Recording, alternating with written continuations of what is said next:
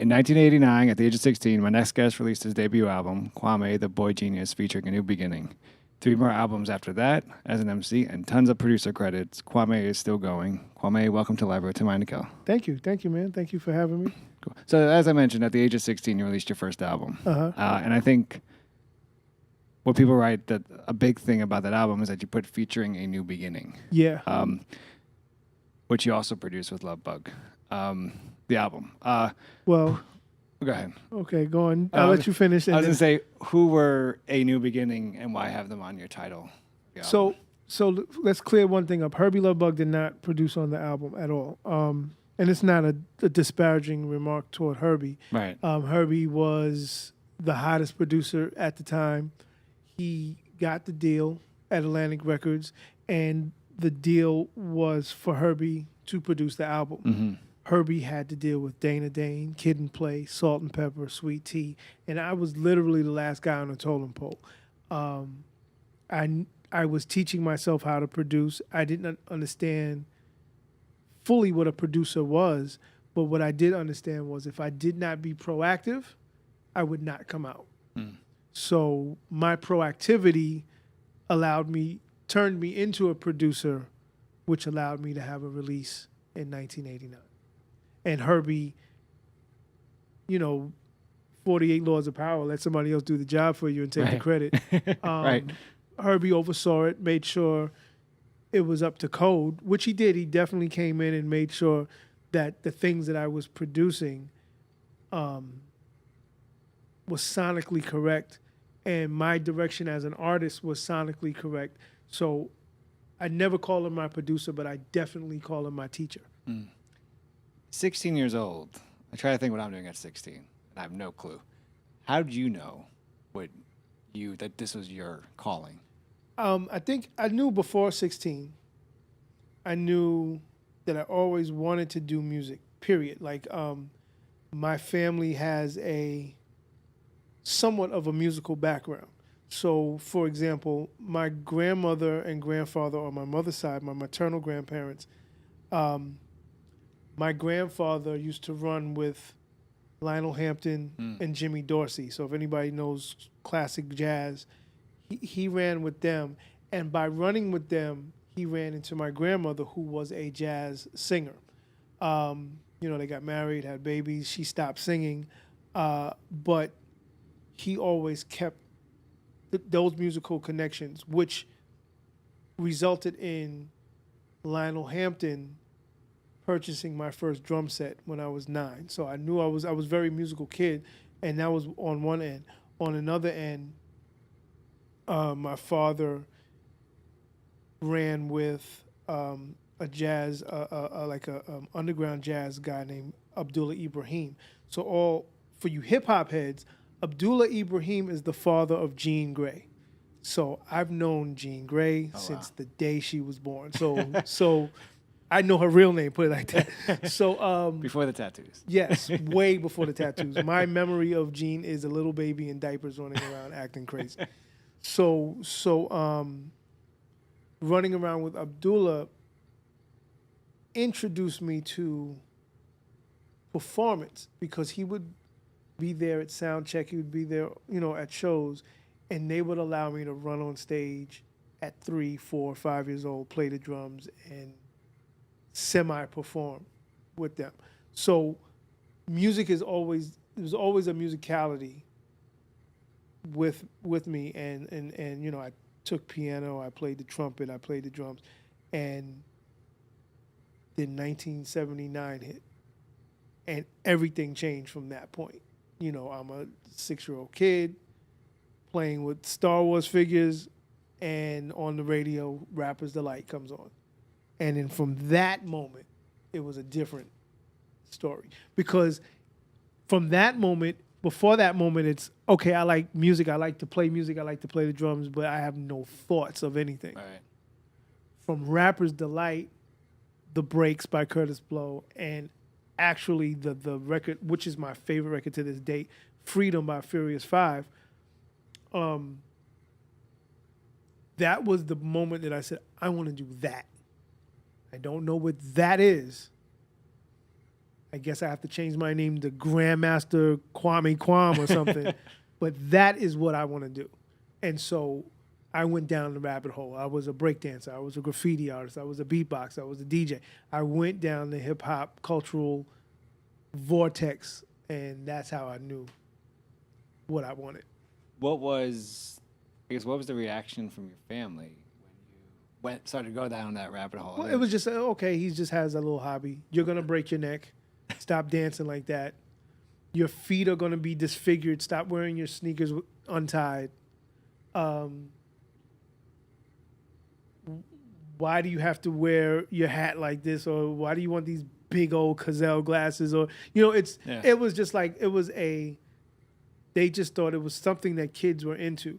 But the good thing about my parents, being musically inclined parents, they allowed me and they encouraged my rabbit hole journey. Like my father, if anybody knows about me, I'm a huge toy comic book collector, and he knew something was up when all of a sudden I didn't want the new Star Wars stuff, and I asked for turntables and a mixer, and he was like, "Wait, you don't want this X-wing fighter?"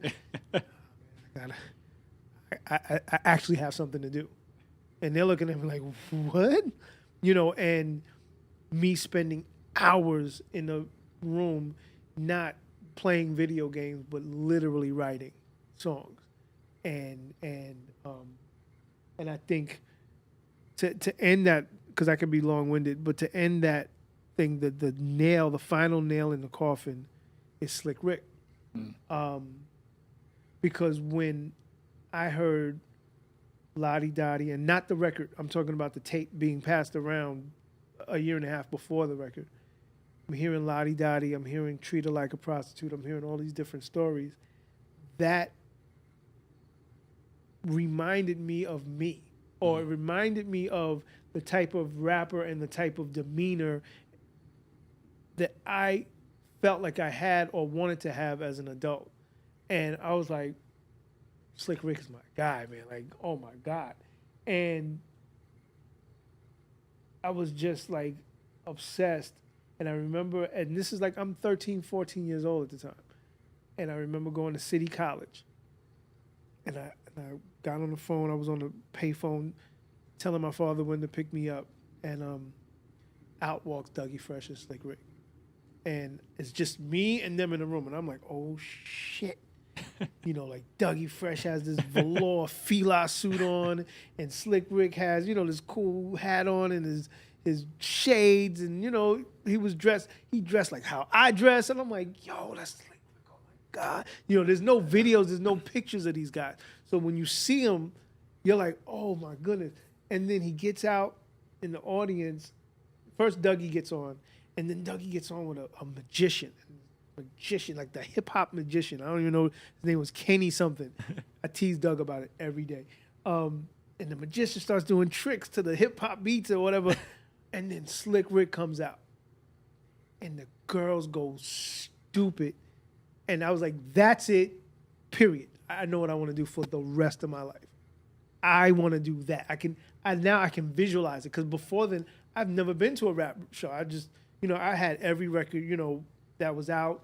I was definitely a record collector and stuff like that, but this is the first show.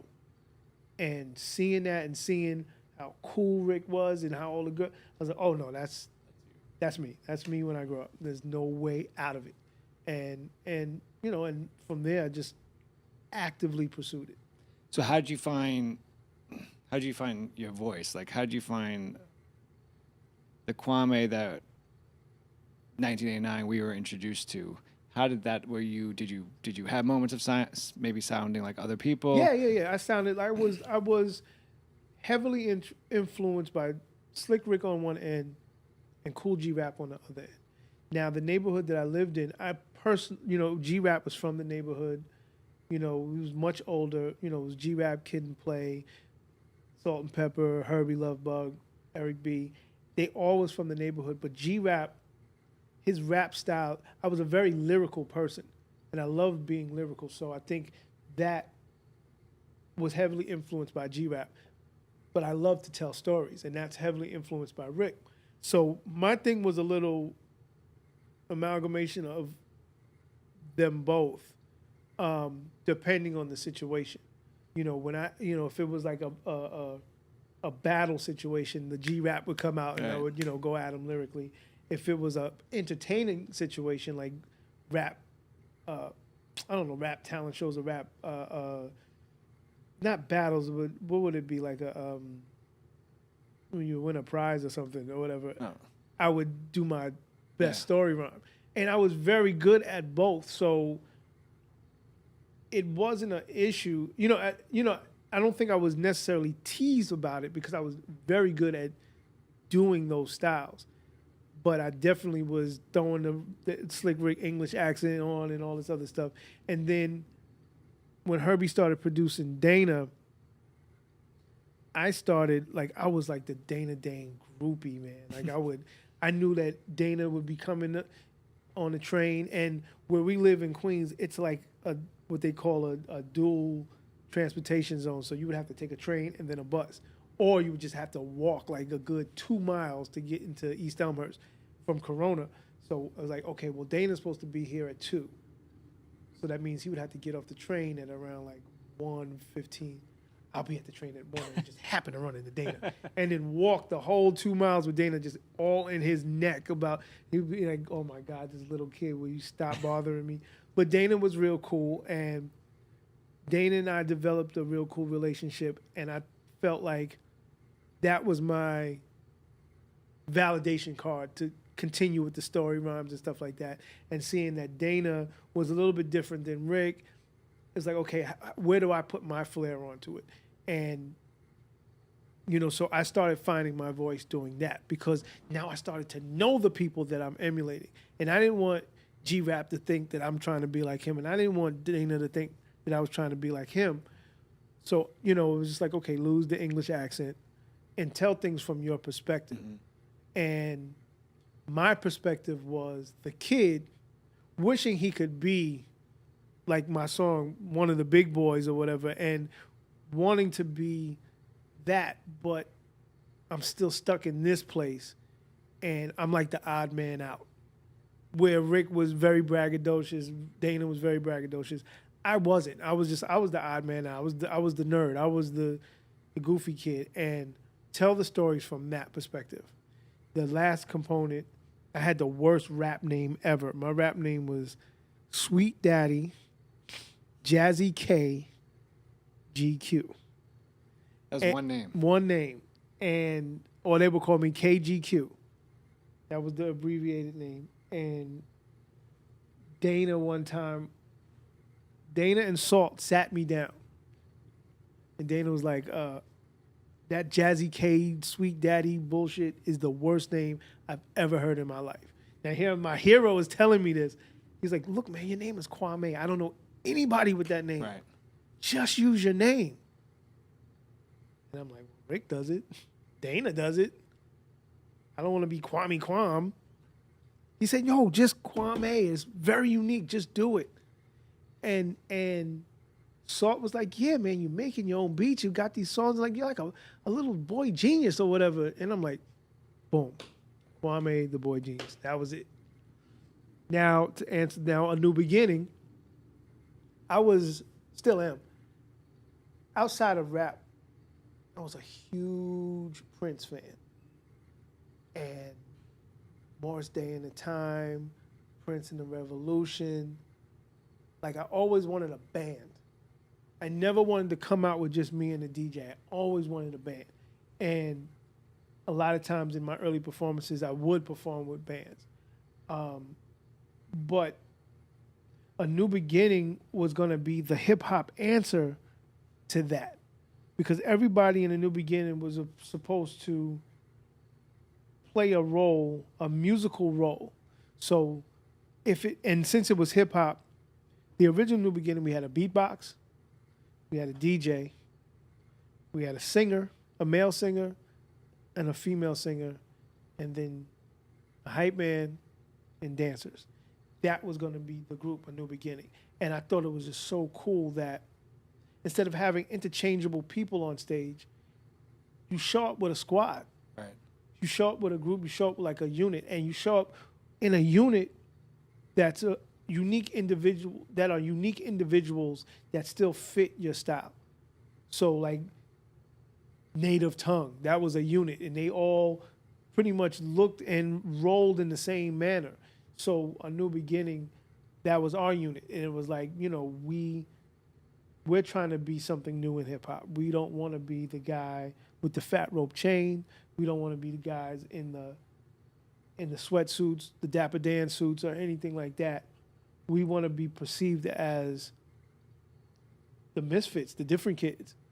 You know, because that's what all the music is about. We're the different kids in school. We're not the kids that get picked on because we know the thugs, we know the nerds, but we're the kids in the middle somewhere that sit at our own table and you just, you know, you hang out with us or you leave us alone. It's one of those things. And so everything was based in that high school mentality, that clique perspective. So, you know, as a 10-year-old kid, I'm watching you on TV on the box. And of course, I mean, you know, I have to say the polka dots stand out, Yeah, right? yeah. Right. And I'm sure you've been asked this many times. But how is that decision made for you in terms of fashion? Well, it's not it wasn't a deciding factor. That's how I dressed. That's how I dressed in high school. Like I said, to go back to what I was just saying, that was my stand apart. That was my you know, way of being an individual. But then also it was a budgetary thing. Like if I had on a white shirt with black dots, I can match a whole bunch of black and white at the time. So that's what was so funny about it. We, you know, it wasn't a decision saying, okay, I'm going to be the polka dot guy. Right. It was never that. It was my coolest shirt to match up my coolest outfit that I could afford at 16 years old. So that one polka dot shirt appeared on the back of my single cover. Then it appeared on the front of my single cover, the back of my album cover, because that photo was taken the same day. It appeared as a pajama top in my first video. And then there was a black tie with white dots that went along with the shirt. So whenever the shirt appeared, the tie appeared. That was it. A shirt and a tie. Oh, and some socks to match, because it matched the tie, the black and white polka dot socks. The very first show I did where people actually knew who Kwamè was, everybody was dressed like that. From state to state to state to state. So it was like, you know, it became an expected thing. And my thing was, why not? Prince had purple. Right. I'm pretty much doing a rap version of what Prince was doing. Why not? Why not have a signature? And then I turned it into a whole bunch of adolescent meanings behind polka dots. It was the worst. I had like so many I don't know, I like girls and I like to poke her dot, you know, like stupid stuff like that. Right. So it turned into things like that. But, you know, it was really just like a low budget, trying to match 2 colors. All right. So you talked Now, not to cut you off, but No, go the ahead. blonde streak in my hair was intentional. And that was because everybody had random flat tops. And my thing was, I'm not sure that you're going to ever know what my music sounds like. But I will make sure whenever you see me, you won't forget what I look like. Mm-hmm.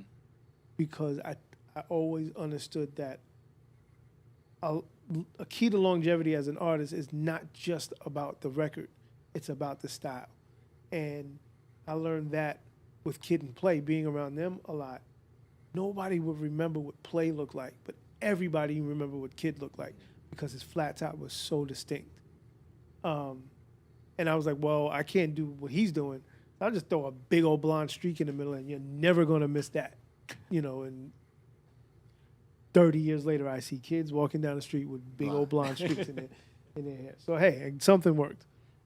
You talked about the early days in jazz and Lionel Hampton, and I read your allmusic.com biography, and I hope it was correct. Well, something else that stands out is that it says, like, quote, hanging out as a kid, hanging out with Stevie Wonder. Oh yeah. What was two things? Like, did you know, or were you able to, I guess, at that time, as a kid, appreciate like who you No. were surrounded with? No. And then, when did that hit you? That kind of you realize, holy shit, I was a full-grown adult. Like Stevie Wonder. Using Stevie Wonder as an example. His music is just a normal part of my life. I do not remember a time where there wasn't Stevie Wonder playing in the background. Whether it was me as a baby, as a regular kid, as an adult, to this moment. There's never been a time where either the Innervisions album, the Talking Book album, the Songs in the Key of Life album, the Hotter Than July album has not been playing. And there's other albums around that, but those four, if I had to pick, okay, give me a top 4 album list, those were the top 4, and then everything else falls under that. Right. So his brother Milton was dating my aunt. So Milton was always around. And it was like, okay, that's Stevie Wonder's brother, but it's also Uncle Milton, right. Play Uncle Milton or whatever. But I never thought of it. Like he was like, hey, my brother gave you this harmonica. And I'm like, okay, a harmonica. Whatever. Like, I'm not thinking about that. And then Milton had given us tickets to see Stevie play at Radio City Music Hall. It was like 1987, 88. I remember sitting there and I was like literally the front row or the second row. Still not wanting to be there. I want to see Big Daddy Kane. Like, I do not want to see Stevie. And then Stevie starts playing. My mother starts crying. I'm like, what the hell? And I just turn around, and I'm in Radio City Music Hall, so the capacity is like 5,000 people. And I'm in the front row, and I'm like, it's got to cost some kind of money. Like, and then I think it just all clicked. Like, Stevie's like the greatest dude on the planet. It's like, yeah. And I don't have any kind of real personal interaction with him at all, to be honest with you. Outside of his brother and the hookups for the tickets. And then it turns into something different because now his daughter runs, the biggest R&B station in LA. So, I got to deal with that side of the spectrum as well. Stevie's very close with my artist, Vivian Green. And so it'll be random times we're in the car and Stevie Wonder calls. It's things like that. But still, I don't, how do I put it? This is another thing. I think when you do music, when you feel like you're of music and you don't have any type of predisposition with you, like I don't, I can just recognize great musicians and leave it at that. Like I can sit next to Prince and be like, oh shit, Prince, cool. Right. Oh shit, Michael Jackson, cool. Janet Jackson, because I'm like, they may be at different levels, but we just do the same thing. We're just doing the same thing in different places at different times and at different pay rates. But you gotta have that kind of thought about it, because when you start thinking anything above that, your reactions aren't real. You're treating somebody in a different way that they might not even deserve to be treated, right. So it's like so anybody whoever I've worked with or been around or grown up around, I keep it like that. And I've always been like that. When we talked before, we talked about Elmhurst, yes. And where you grew up, and you mentioned the array of like artists that came from there. Yeah. Can you talk about the artists that did come from there, and why do you think, or why is there such a rich history of artists from that neighborhood? So the neighborhood for anybody who knows the New York City area, or anybody outside the New York City area, get a map and you look at Queens, and right next to LaGuardia Airport, there's two neighboring neighborhoods that pretty much act as one neighborhood. It's called East Elmhurst, Corona. And I want to say late 40s, mid to late 40s, I think you had a lot of artists that were in the New York City area living in Harlem or living in the city. And I think when economics and race relations started to improve for black people in New York, or just black entertainers, they started to move out to what we consider the suburbs. And a lot of entertainers moved to Queens, moved to that part of Queens because it's literally 10 minutes from the city. With no traffic, I can literally be in any part of the city 10, 15 minutes from that part of Queens. And pre-LaGuardia Airport, it was a lot of the homes were waterfront properties as well. So if you were doing well at that time in the 40s, it was kind of cool. You have a house off the water, you're in Queens, Queens was like a little sexy neighborhood, sexy borough to be in outside of, showing that you were established. Also, back to race, that area was very tolerant to interracial couples. So a lot of black entertainers were in interracial marriages and stuff like that, and they moved there knowing that it wouldn't be an issue being there. So you have that component as well. So the names that I can rattle off at the top of my head, you have Louis Armstrong lived there. Baseball legend Willie Mays lived there. Also, the Mets played right there. So, he was on the Mets, so it makes sense to him to live there. Ella Fitzgerald, Harry Belafonte, an array of different actors and actresses, other jazz, and there's a lot of jazz greats. So I can go down the rabbit hole of like obscure jazz artists that lived there. But one cool little factoid, there's a jazz artist named Jimmy Heath. Jimmy Heath is a jazz saxophonist. His son is R&B legend Mtume, who made the most sampled R&B record of the 80s, Juicy Fruit, Biggie's Juicy, and all. He made that record. And then Jimmy ended up being my landlord, so it was like... you have a lot of artists that come out of Nancy Wilson. My mother would kill me because she like lives for this stuff. and then the 80s comes around. Oh, Martin Scorsese's from the neighborhood. Madonna lived in the neighborhood. When she moved to New York, she moved to the neighborhood.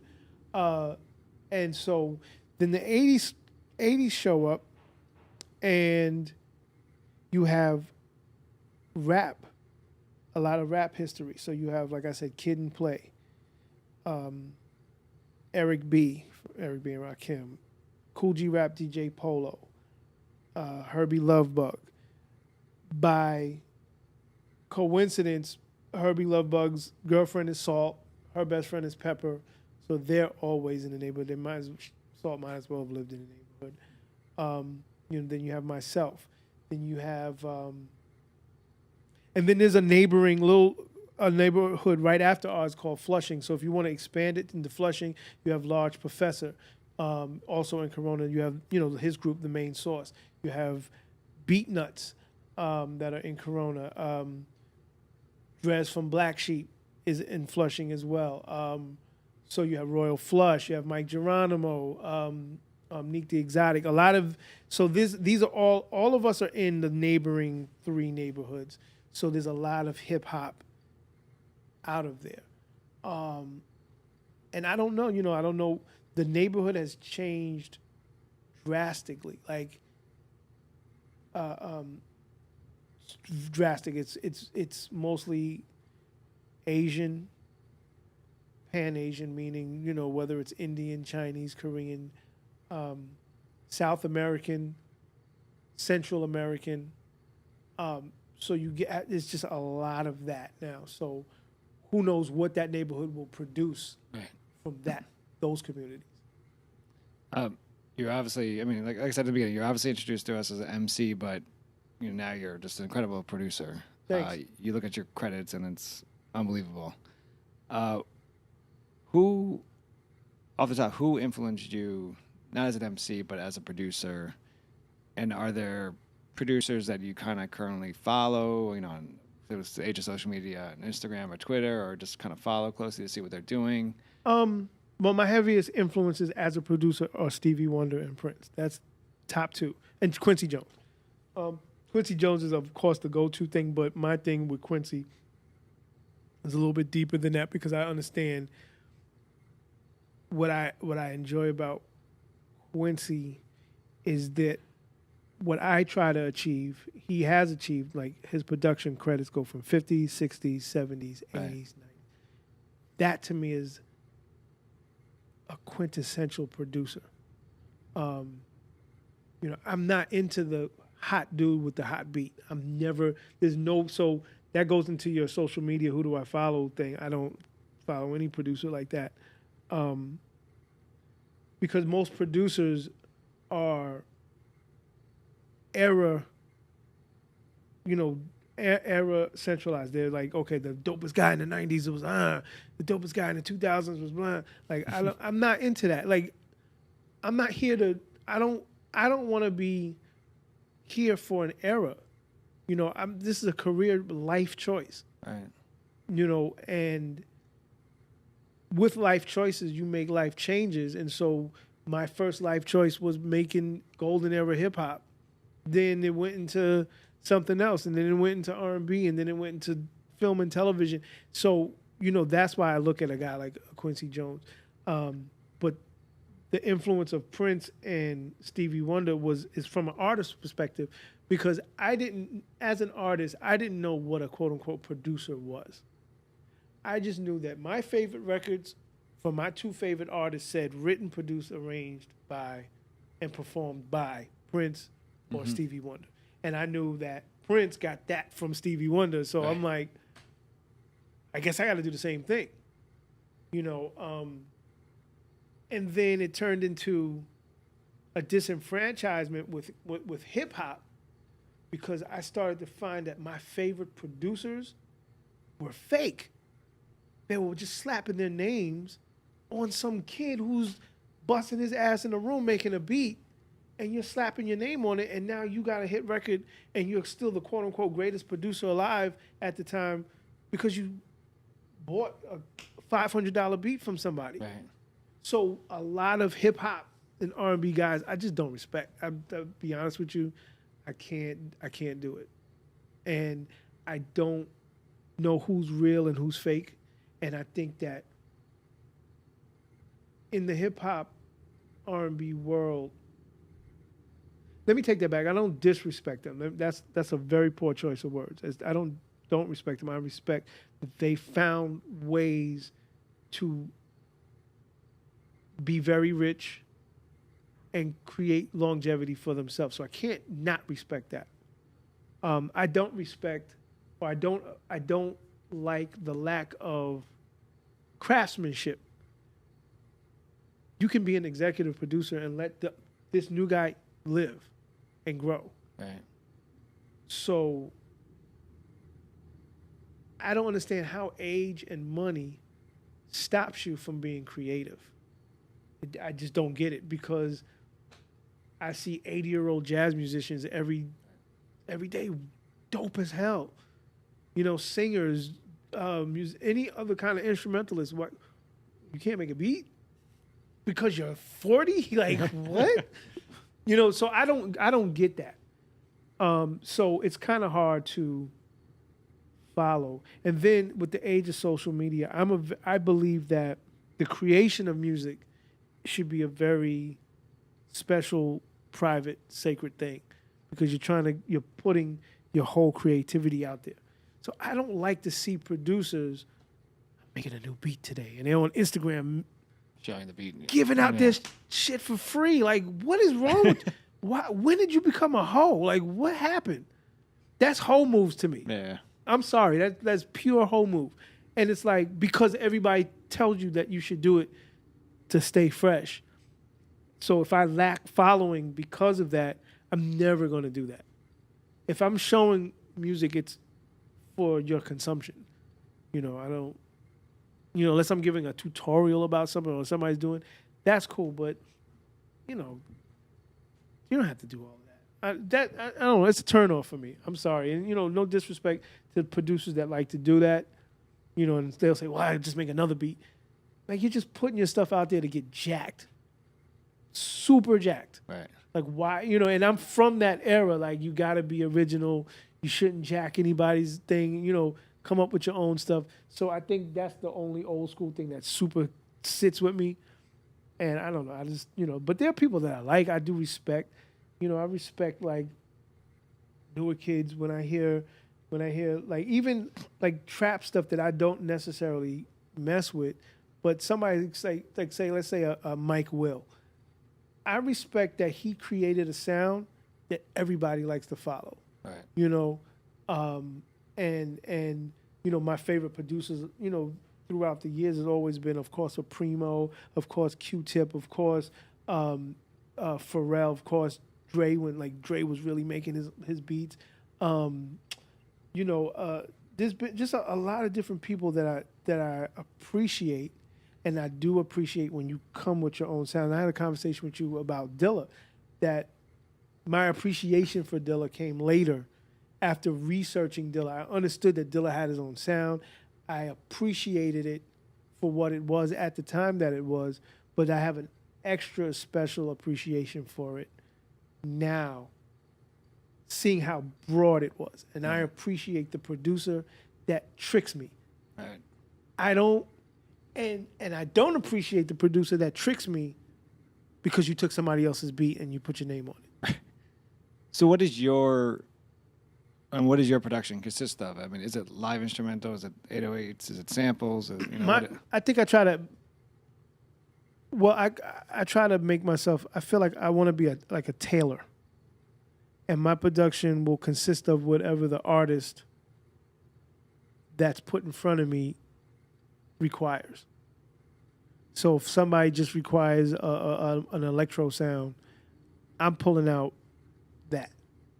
If it's a classic, like a contemporary R&B stuff, I try to find the elements that make that work. I want to be able to make things that custom fit to an artist, but yet there's something classic about it. Like if I had to be anybody, I'm like the Ralph Lauren. I want to be Ralph Lauren of or J. Crew of producers. Meaning there's something contemporary, but there's always a classic fit to it. So when I say that, whatever the genre of music, I want to make sure that there is some sort of human element to it, meaning whether it's a great keyboard player, whether I'm playing a keyboard, whether it's a drummer, whether it's a real string player, real guitar player, something, there's a human element to it because that gives it a classic feel. The vibe of it can bring you back to a certain time, but yet feel modern at the same time. So even if it's 90s retro, 80s retro, 70s retro, 60s retro, I always want that piece of something classic inside the track, no matter what it is. I want to ask you about Talib Kweli. Okay. You produced a track off of his Eardrum album, Listen. Yep. And I want to ask you about him because I always felt, and you read interviews with him, and I've interviewed him myself, he's he knows his music. Yep. Obviously, I mean, what he grew up on, he was very influenced by jazz, and we're at a time, there's a question here, we're at a time now where, like yourself, you said, you grew up on jazz. We're at a time, and started to grow up on hip hop, but then we're at a time now where hip hop, kids are growing up on rap music. Yep. It's not necessarily jazz music. Yep. As a producer, is it easier? Is it harder to work with a musician or an artist that has grown up on just rap music versus like a Talib Kweli who's grown up on so much more other music? I think, well, working with somebody like a Talib, it's a mutual respect, eye to eye thing. So you can have a certain type of conversation. Working with a kid that just grew up on hip hop, it's a teacher student situation. So I think you take it's a case by case basis. With the times that I worked with Talib, I think Listen was the record that was released, but we did other records. And his manager at the time was a good friend of mine. So we've been around each other, and the discussions that we have based on music, which result into music, like I said, it's from a equal playing field perspective. I'm not going to say it's difficult. It's just different. Trying to work with a newer generation artist, because a lot of times you have to weed through how serious this artist is.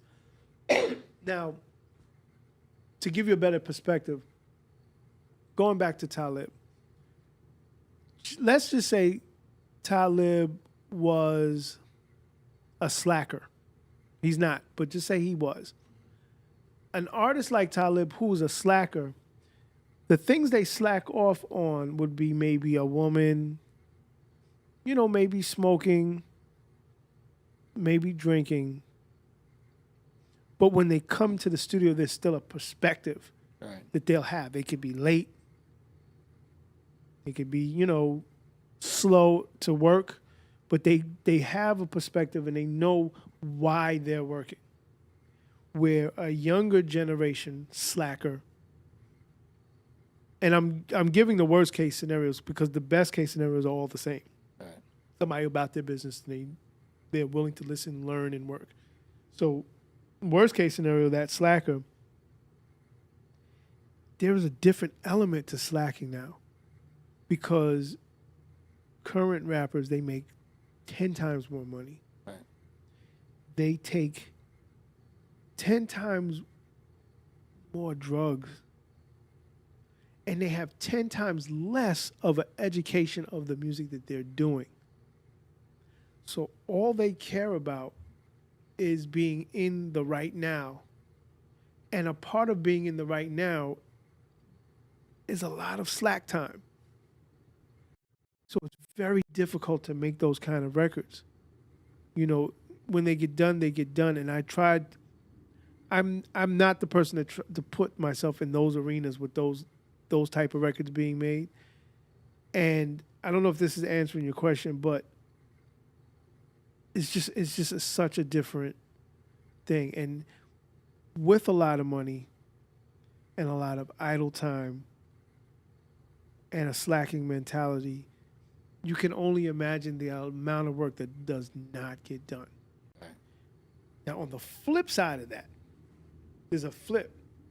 People from maybe Talib's generation on back, or, up into the mid to late 90s, we, from that generation, we had a set amount of songs and ideas and stuff that we just wanted to do. So when we reached our goal of doing that work, we go off into doing other things. With the new kid, it's a limitless amount of work they put in that is commendable. Like, you have kids that'll drop mixtapes every other week and then an album, and then, they'll have like 10 bodies of work within a year, where somebody from an older generation was like, what do you mean 10 bodies of work? It took me 3 months to make this album, and that's it. I do shows, and then I'll figure out another album in another 2 years. These kids, their turnaround, and this is the opposite side of the slacker generation, slacker person. These kids, even the slackers, do it. Now, what does that mean? Does that mean that they have more of a drive and initiative, or does it mean that things are just easier for them? You don't have to sit there and think of a complex wordplay. You don't have to sit there and think of a complex subject matter, or you don't have to sit there as a producer going through hundreds of records to find sounds to reconfigure the sounds and make up your own sounds. It's just there. You know, they all rap with each other, so it's like you don't have to put together 3 verses anymore. You just say your verse, and then 2 more of your boys will come in and they say their voice, and then you have a whole album of that. You know, most albums are full of features. Right. Yeah. So it's like half the work is it's double the content, half the work. So it's so different, man. It's like those type of artists, like comparing a Talib to a Lil somebody or a young somebody, is just not gonna work. So what was the session like with Talib for Listen? I mean, are you presenting beats to him and he's kind of picking and choosing, or are you guys kind of creating the beats together? I think on one end, Listen was something that was submitted to his manager Corey. I had just submitted a bunch of tracks and they came back. They wanted to do Listen. So when he got there, and it was a very chilled session because he was there. He came with his kids. You know, his kids now are like grown. So at that time they were little. They were like 9 and 10 years old, playing with toys on the floor while he's writing to the record. And as he's writing, the track I submit is just the bass, and then from there we build on top of that. Well, I'm gonna make this change here to fit this rhyme. I'm gonna make this build up here to go with this hook, or so things like that happen in the writing process. I brought some live instrumentation people there. I brought a flautist in, so the guy comes in with a flute, and Talib was like, "What are you doing with this flute?" I said, "Trust me, it's dope." Because it was that jazz element that I knew that he was into, and it put that jazz element in there. I believe, I'm thinking about the record in my head, I believe after he left, I added live horns to it, and just different little live instruments. The bass was live too. So I added live components to the record during and after his part was done, just to give it depth, because he's an artist that deserves depth in his records. Not, High Tech gives him records with depth all the time. Those are very dope records that he gets from people, and Kanye gave him records that had depth at that during that period. So I just thought it was the right thing to do for that artist. When you're working with the artists on an album, and let's say, I mean, you didn't do the entire your drum album, you did a track, but when there's a concept to the album, like, I feel like your drum was really about. I just listened to it this morning, so it's about kind of Wally reproving himself, to tell people who he was. And he does it with the VOs, the vocals of fans talking about him, whatever. Yep. Are you supposed to know that? Like, are you supposed to know the mission of the album? And then how do you, if you do, how do you ensure that you're reaching that mission with the beats you're making or the music you're making? One thing I know about albums and the creation of albums, the mission always changes during the progression of the album. The worst place to be is the guy who starts in the beginning. You're never going to make the cut.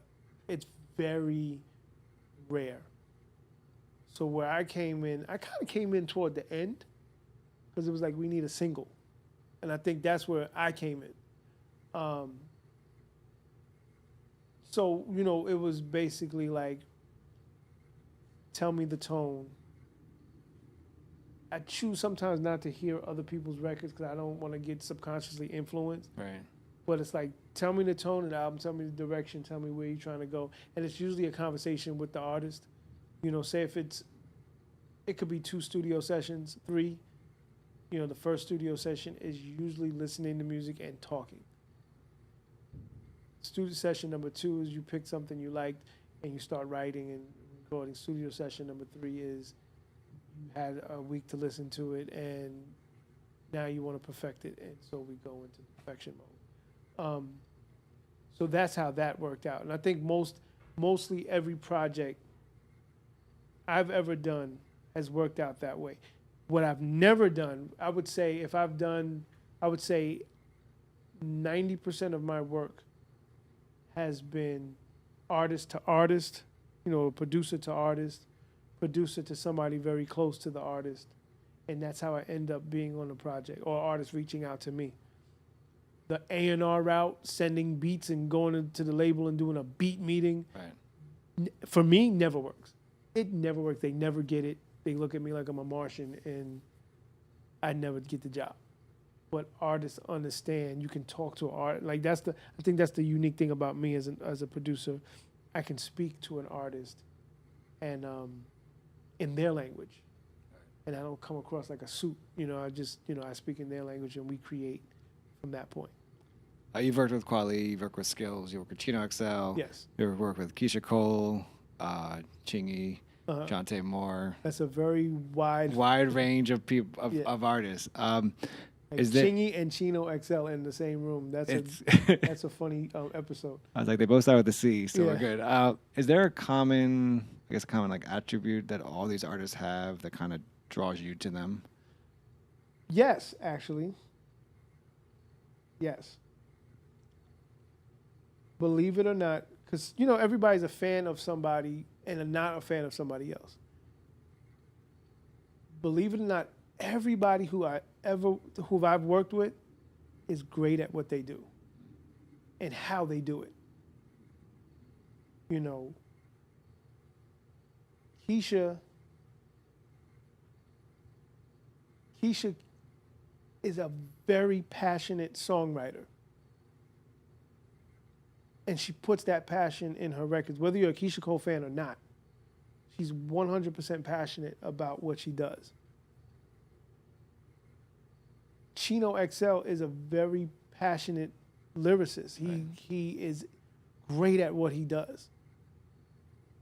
Skills is great at what he does as a lyricist as well, and he's a passionate songwriter. So I think everybody who I've ever worked with had a passion and a want for their thing. Even a Chingy, where Chingy may not have the quote-unquote hip-hop credibility or whatever, but working with Chingy, we started working because we were working on a soundtrack for a movie.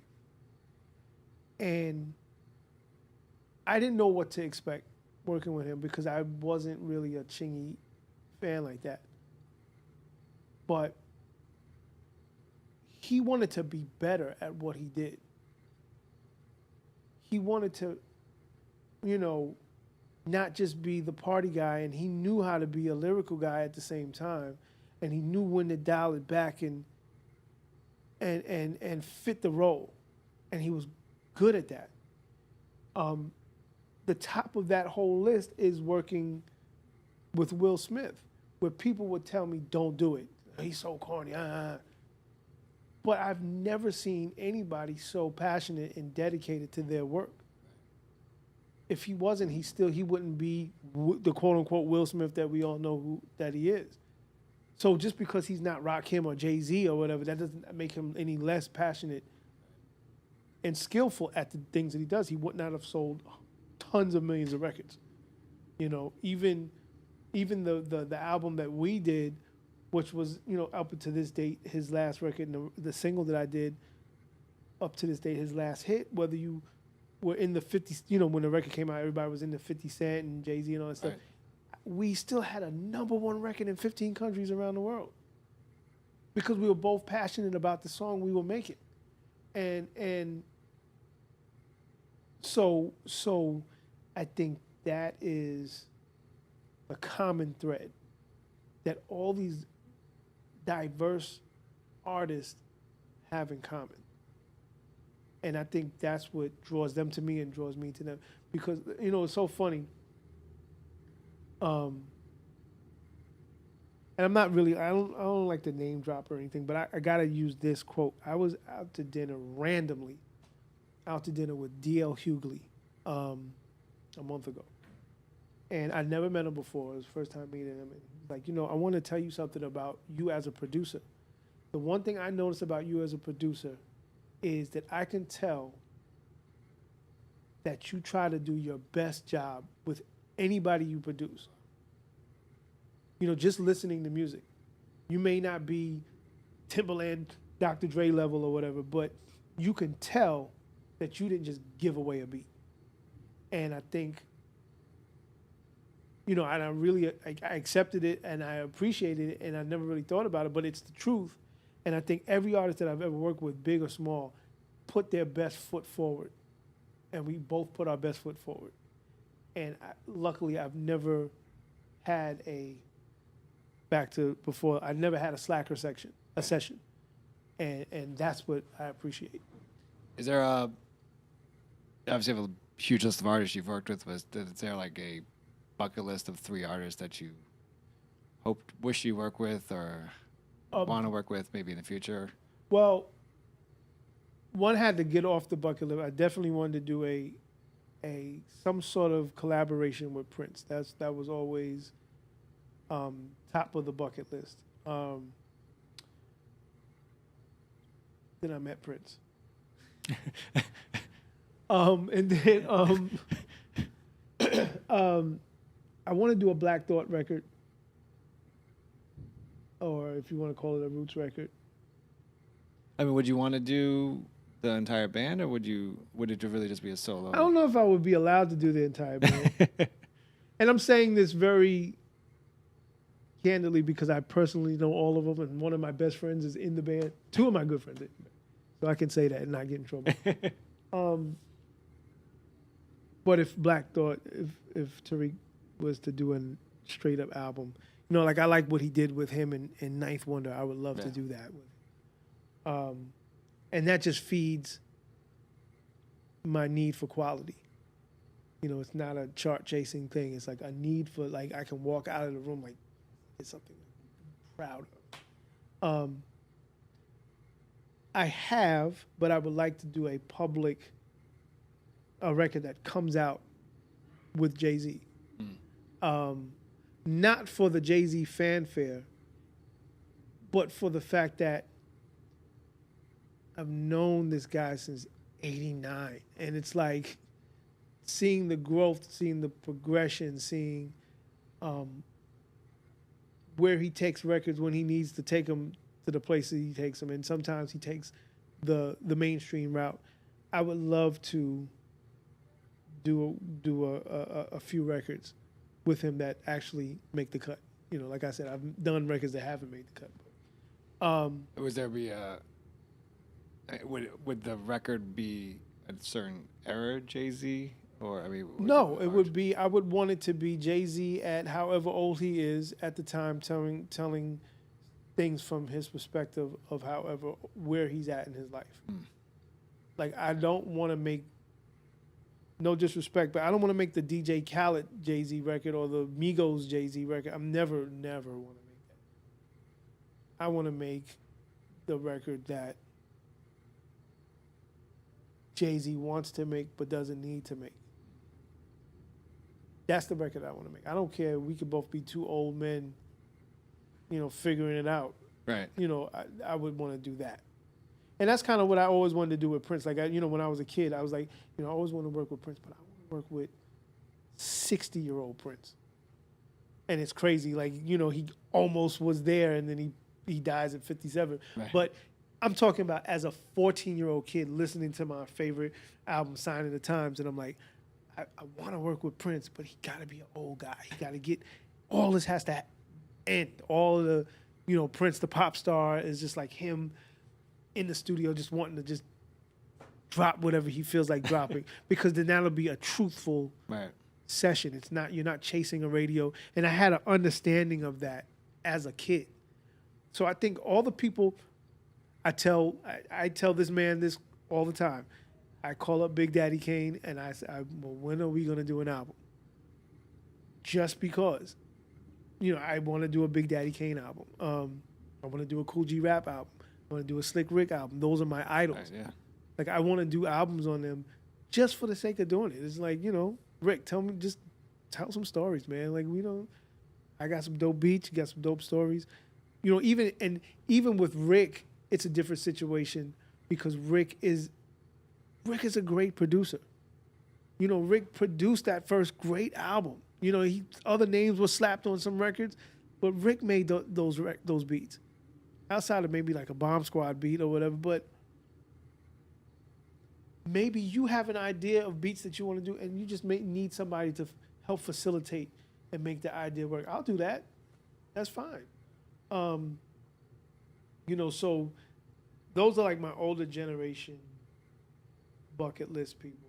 I would love to work on a J. Cole project, just because I appreciate what he's saying and how he's saying it.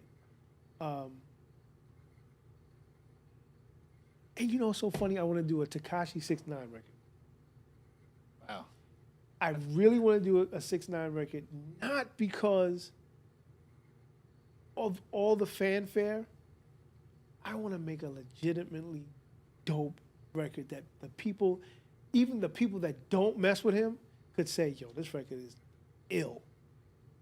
That's just like a posturing thing. Like, okay, I just made an ill 6ix9ine record, and you wouldn't believe it when you heard it, but when that thing drops, it's like, oh my God, what were they thinking? I don't know. It'll probably never happen. But what I'm saying is, that's just like my weird moment that I want to do. And then there's a bunch of like, I guess my bucket list is getting long. I guess I always wanted to do an Alicia Keys record. I always wanted to do one. Mary J was on my bucket list. I scratched that. Who else though?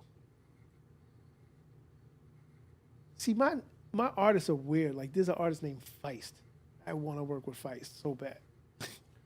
Like, most people won't even know who Feist is. Feist is this French-Canadian alternative artist that is just dope to me. I love the Black Keys. I want to do a record with them. I love this other group called Alabama Shakes. I want to do a record with them. Just it's all over the place. You can't pin me down, man. And I want to do a film score for a superhero movie. Anyone. I will body it. Now that's when I start to brag. I don't brag about anything. Give me any superhero soundtrack. Good. Bodies on the ground. When did you get into that? When did you get into composing and? Always. I always wanted to do it, and I think I fell into it by accident. I did a record for R&B artist Tweet, and a music supervisor loved that record and asked would I be interested in doing records, for some films and stuff. And I think the first record that I did before that was this HBO movie called Dancing in September. And the soundtrack got nominated for an Emmy. I was like, oh man, I'm about to catch an award and out of nowhere. And that's how I kind of got into it, but I was still approaching it as an artist. So I was just making Kwamè records for that song, for that movie. But then the first official thing was the film Step Up. And I sat with the director and the music supervisor, and they came to a studio session. And if anybody's familiar with the movie Step Up, the director, Ann, was like, we want to make the lead character kind of like you, if you really think about it. Like, so that I was pretty much like a consultant for Mario's character in the movie. And then they would give me scenes, and then I started composing stuff for the scenes. And then from there, I was like, this is kind of dope, because it's challenging work. It's challenging because making a record, you're just kind of on an open playing field. But doing films, it's like they give you a 10-second scene, and you got to figure it all out in 10 seconds. You got to do your changes. Like, for example, there's a Sandra Bullock movie, The Proposal. Sandra Bullock, Ryan Reynolds. And he sent me this scene. And it's so funny because it came on TV the other day and it gave me like PTSD. They sent me this scene. Sandra Bullock is in the forest. And it's her and I think Betty White. And they're in this forest. And she's supposed to be doing a fertility dance. So when they film it, the scene that I get is like straight raw film. It's nothing. She's just making up whatever at the time. She's dancing. She's singing stuff. And off the top of her head, she starts singing Little John. She's just bugging out. So they say, okay, we need you to put a beat behind that. We need like a tribal beat for this 15-second dance she's doing. I said, well, she's singing Lil Jon. Can I just make like a Lil Jon? No. We're not going to license that record at all. It's bad enough she's singing to the window, to the wall. I'm like, all right, well. And I'm thinking, how does Sandra Bullock even know this record? So I'm making these beats, and I have like conga players in the thing, and we're doing it. And the way she's dancing, she's not on beat. So we have to look at her and make this music go fast, slow, medium, all in 15 seconds. Send it in, just for when the movie comes out, it's the Lil Jon record in the background. So it's weird. The other day, I hear her doing the dancing in the back, and I never saw the movie. So I'm like, how the hell did you get that thing? I was like, oh, the movie's on. That thing took 2 weeks of my life. I will never forget that scene. I never want to hear it again. But the challenge is great. It's like, I love it. I love the challenge and the musicality that you could put into it. Simplicity. There was one thing, there was a movie called Beverly Hills Chihuahua. And it was so racist, man. Like I'm glad I didn't make this cut. And the good thing is, if you don't make the cut, you still get paid. Oh, no. But they wanted me to make a beat and rap like the Chihuahua in a Mexican accent. And I did it. And after I did, I was like, yo, this is the most racist shit I've ever done it, ever seen it. I can't turn this in. I can't do it. Can't do it. That was my moral high point. But, somebody else, there was, I don't think it ever, the movie came out, but the things that they wanted never took place. And I think I am on that movie as well. But that's the weird thing, because you're getting direction from non-musical executives to do crazy stuff. So that's the downside to it. But the upside is you're super challenging yourself. It's like algebra times 50 of. So it's crazy. It's calculus music. It's real crazy.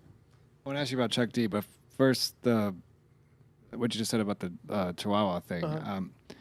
As a producer, how much does lyrical, not just the flow of something of someone, but the lyrical content play a role for you? Are you supposed to, not to be so extreme, but are you supposed to care what the person's saying? It's my job to make sure that it's good. See, it's a lot of the difference between a beat maker and a producer. A beat maker hands a beat in and lets the artist run wild. A producer reins the artist in and makes sure that the artist is doing the best to their ability. So if an artist has a rhyme and it sucks, you have to tell them it sucks. It's up to you to do that. If you don't do it, the audience doesn't know, but the inside business knows that you're not a good producer. And your work gets penalized for that. So it plays a big role. And then on top of that, if you're not good, I'm not interested. And if I'm not interested in the studio session, I tune out immediately. And then the work suffers. Or the work suffers at that time, but then it turns into me having to make up for it by throwing a bunch of bells and whistles on the record, and somebody can't sing, auto-tuning, and somebody can't rap right, moving, making sure their stuff is falling on beat. And so the more talent, the more interested I am. So when I told Chuck that I met you and I sent him a text, I met Kwamè. He's like, oh, boom. Yeah. And then he said, we used to call him the Prince of Hip Hop. One, did you know that?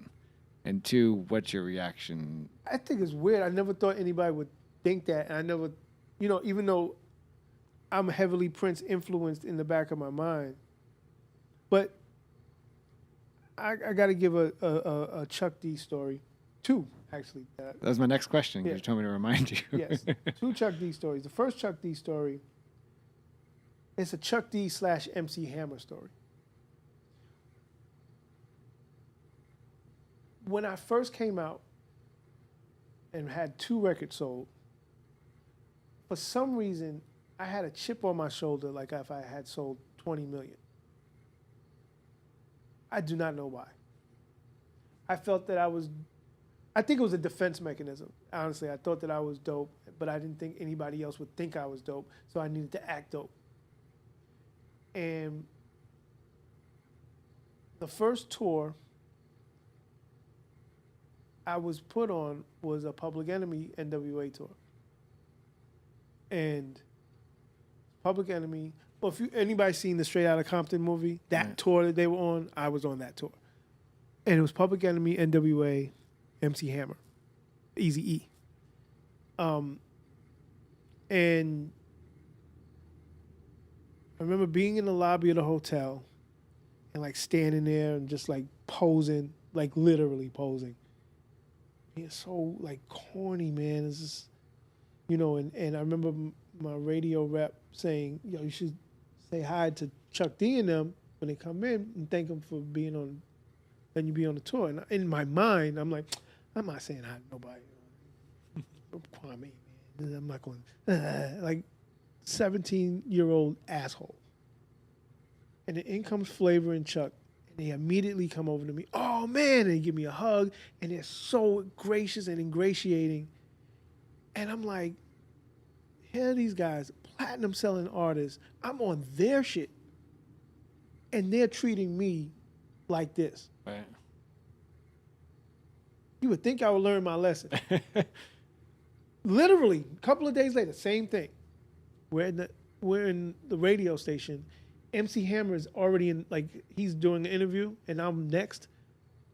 And I'm a New York guy, so I'm super lyrical. If it's not Rakim, Kane, G-Rap, I don't want to hear it. Right, yeah. I'm never going to like MC Hammer. And then he has a record dissing Run DMC. I'm not rocking with him. Oh, you should congratulate him. He just went gold. Like, this is before he went 20 times platinum. He just went gold. I'm like, oh, hell no. And I said that. I was like, no way. I'm never. Hammer comes out and kneels. He's like, he gets on his knees and he's like, yo, Kwam, we love you in the Bay, man. Yo, man, we love your records, man. We bump your records all the time, man. It's such a pleasure meeting you, man. And from that moment, humility has been my middle name. I've never had an air about myself, but it was based on a literally 2-day experience with Chuck and then Hammer to totally bring me up to speed.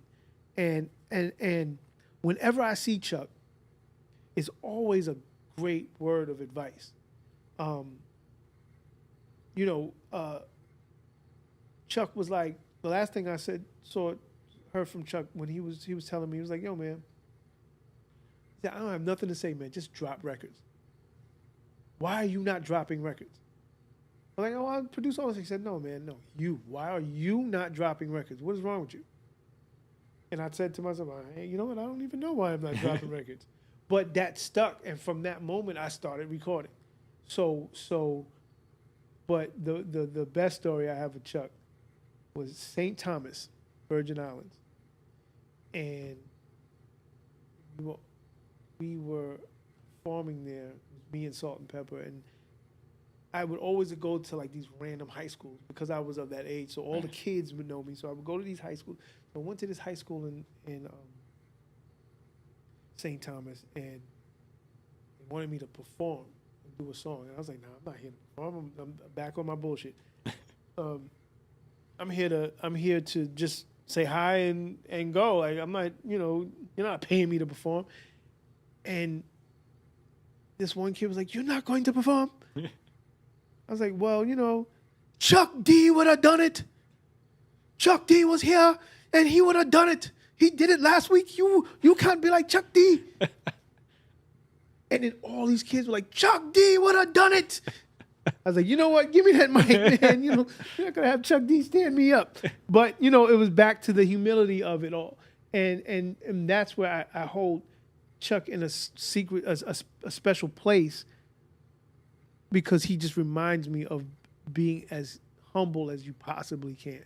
So, that's my Chuck D moment of the day. This is my last question. I know we've been talking for a while, so I appreciate this.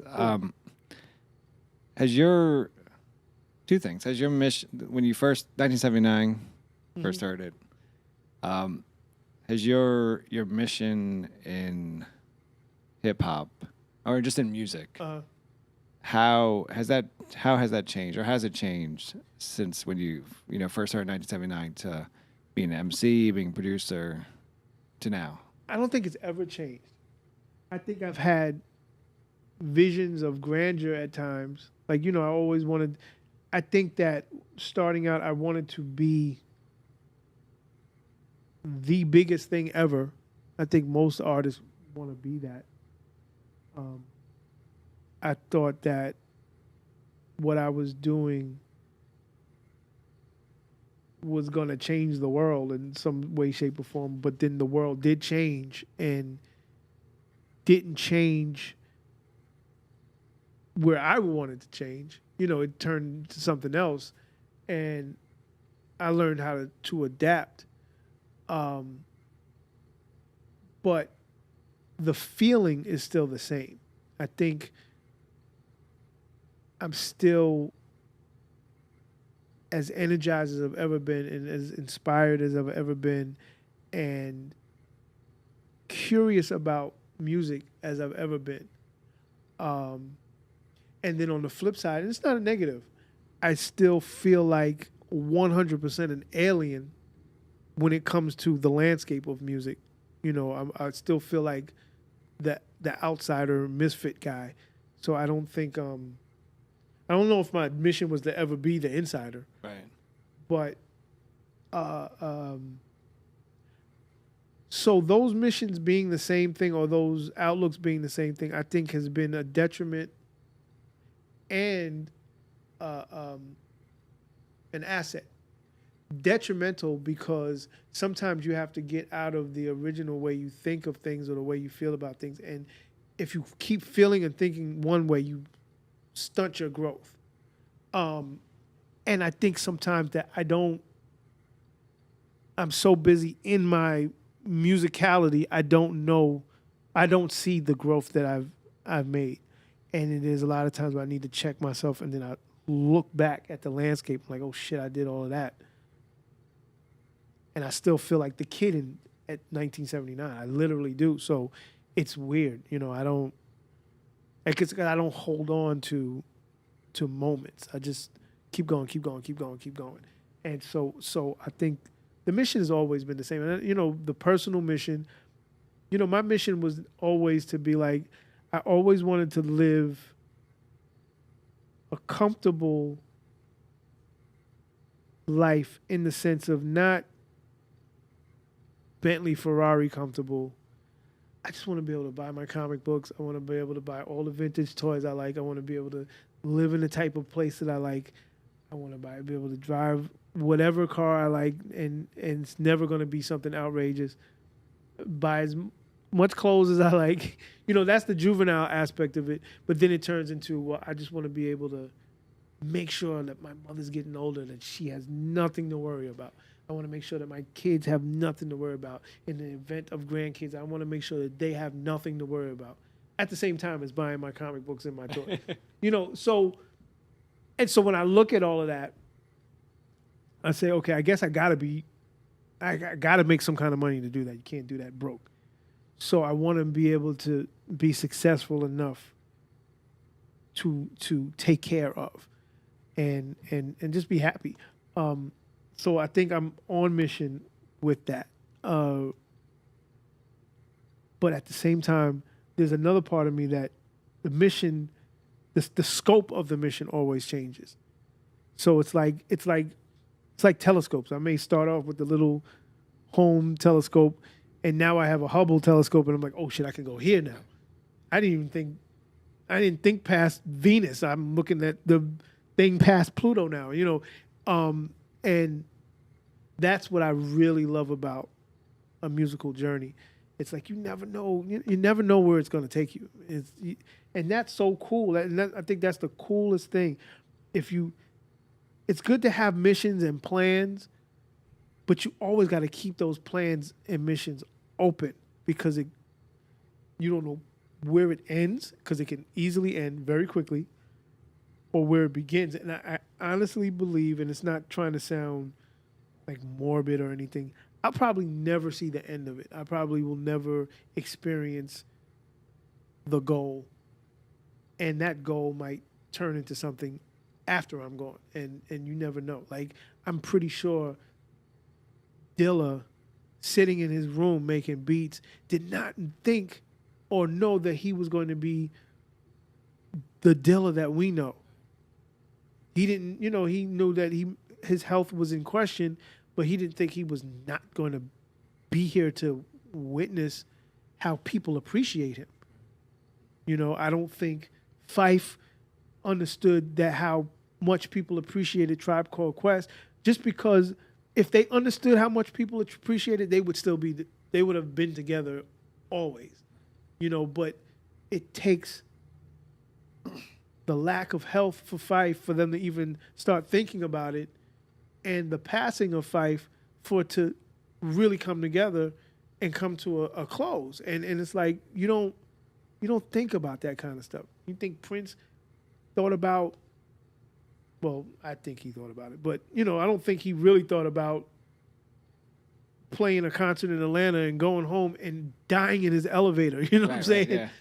Yeah. And now they're picking at his bones by, his house is a daggone museum and auctioning off his shit and all that kind of stuff. He would have never wanted that to be the end of what he did or what he does. It could go for anybody, Michael Jackson, anybody who, when they end, you never know what the real end result is. So it's like, I just stay on course, man. I just try to keep as fresh as I possibly can. Don't sound like the grumpy old guy, because I know I'm getting older now, and it's like, I don't think so, but I know I am. And just keep it rocking, man. Try to do as much as I can. It's Kwamè, MC, producer, legend. Thank you. Kwamè, thank you so much for joining me at the library with Tim Einenkel. Yeah, thank you. Cool. Thanks so much for doing this, man. Thank you.